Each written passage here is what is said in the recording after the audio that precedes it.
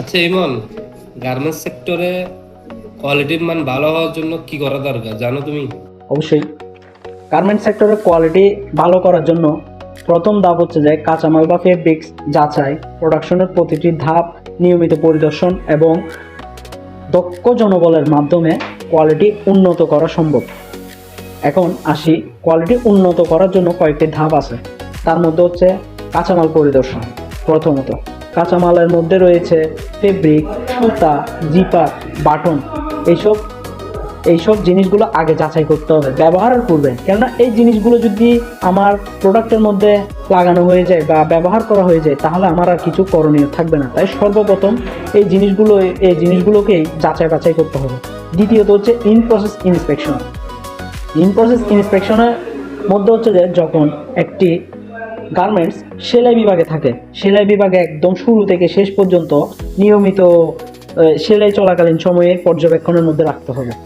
তারপরে হচ্ছে যে মক আপ বা স্যাম্পল প্রোডাকশন শুরুর পূর্বে অবশ্যই স্টাইল, ফিটিং, ডিজাইন ঠিক আছে কিনা যাচাই করে তারপর কাজ শুরু করতে হবে।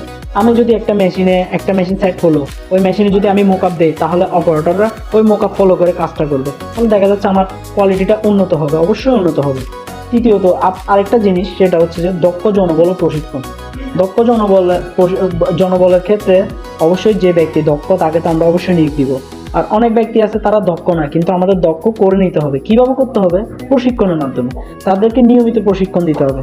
প্রশিক্ষণের মধ্যে শুধু আমরা কিউসিদেরকে প্রশিক্ষণ দিব না, প্রশিক্ষণ দেওয়ার ক্ষেত্রে দুইজন ব্যক্তিকেই দিতে হবে আর দুটি সেক্টরকেই প্রশিক্ষণ দিতে হবে। এক হচ্ছে যে কিউসিদেরকে, দ্বিতীয়ত হচ্ছে যে অপারেটরদেরকে। অপারেটর এবং কিউসি দুইজনকেই যদি সমানভাবে যদি আপনার প্রশিক্ষণটা দেওয়া হয় তাহলে অবশ্যই একটা কোয়ালিটি, অবশ্যই ভালো মান আমরা বজায় রাখতে পারবো। তৃতীয়ত হচ্ছে মেশিনারিজ এবং ইকুইপমেন্ট, এগুলোর ভালো মেনটেনেন্স রাখতে হবে। যেমন আমার মেশিনারিজগুলো যদি ভালো হয় তাহলে অবশ্যই আমার প্রোডাক্টটা ভালো তৈরি হবে। যেমন মনে করেন আমি একটা মেশিনের সার্ভিসিং করাইতেছি না, দেখা যাচ্ছে যে কি হয়, ওই মেশিন থেকে সেলাইয়ের সমস্যা হইতে পারে, ওই মেশিন থেকে অয়েল জাতীয় কোনো সমস্যা হইতে পারে। তারপরে দেখা যাচ্ছে আমার অন্যান্য মেশিনারিজগুলোতে, যেমন কাটিংয়ের মধ্যে যে মেশিনগুলো কাটা হয় ওইখানে যদি ওই মেশিনে কোনো ঝামেলা থাকে আমার কাটিং কাটার সময় সমস্যা হইতে পারে।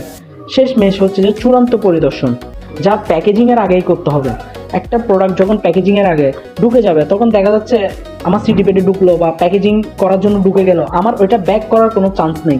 আমার যা করতে হবে প্যাকেজিংয়ের আগেই চূড়ান্তভাবে সব কাজ সফলভাবে করতে হবে।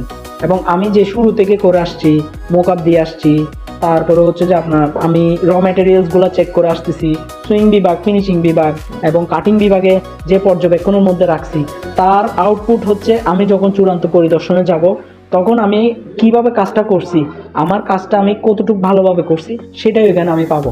অবশেষে বলতে পারি, এত কিছু বলার পর অবশেষে আমি একটা জিনিস বলতে পারি, এই পদক্ষেপগুলো অনুসরণ করে গার্মেন্টস সেক্টরের কোয়ালিটির মান উল্লেখযোগ্যভাবে উন্নত করা সম্ভব। এটা হচ্ছে আমার মতামত। আর আমাদের যদি ভিডিওগুলো ভালো লেগে থাকে অবশ্যই সাবস্ক্রাইব করবেন।